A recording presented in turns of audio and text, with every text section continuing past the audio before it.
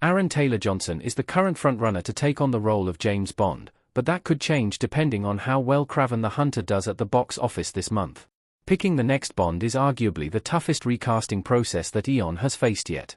Whereas every previous 007 actor has picked up where their predecessor left off, Daniel Craig's Bond story came to a definitive end with the character's first canonical on-screen death. That means that Bond 26 will be a true fresh start, and Craig, unlike most Bond actors, went out on a high note. There have been a lot of contenders to be the next Bond actor in Craig's absence. Theo James and Jack Lowden are both in the running. The success of Bridgerton made Regine Page a popular candidate. Paul Mescal has climbed the betting odds since Gladiator 2 hit theaters and proved he has serious action chops.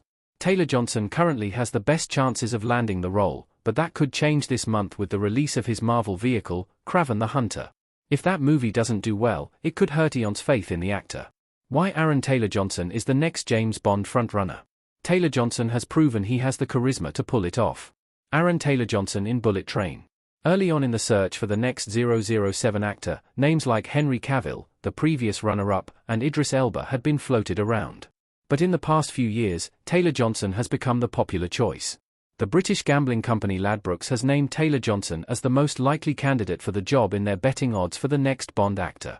Taylor-Johnson is at the top of the list with 50% odds. These odds are much higher than some of the other contenders, like Mescal with 33.3%, James with 7 halves, 22.2%, and Lowden with 10%.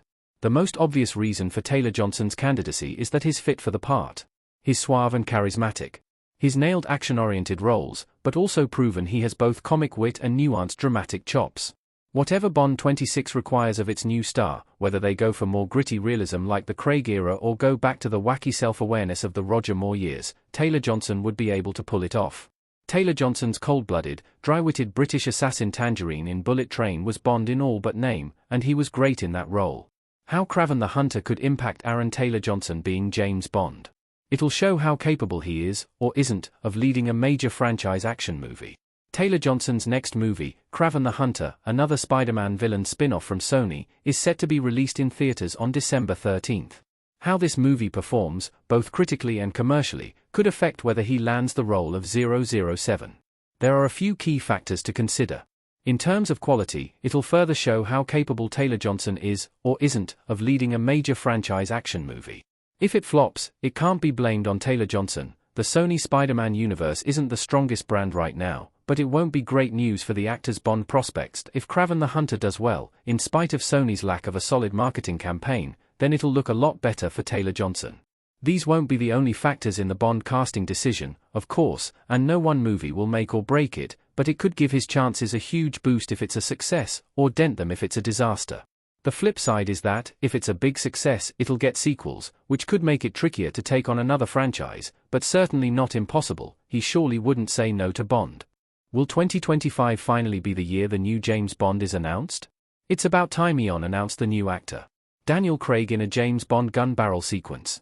It seems unlikely that Eon will make an announcement about the next Bond actor by the end of 2024, but surely they'll name Craig's replacement in 2025. Craig was announced as Pierce Brosnan's replacement about 3 years after Brosnan's final film, Die Another Day, and it's already been over 3 years since No Time to Die. Eon knew Craig was stepping down from the role long before they made No Time to Die. Craig initially considered quitting the franchise after Spectre, but ended up returning for One Last Ride. So, the producers have had a long time to discuss Craig's replacement. What makes it so tricky to cast a new Bond actor is that they have to fit in with the tone of the reboot.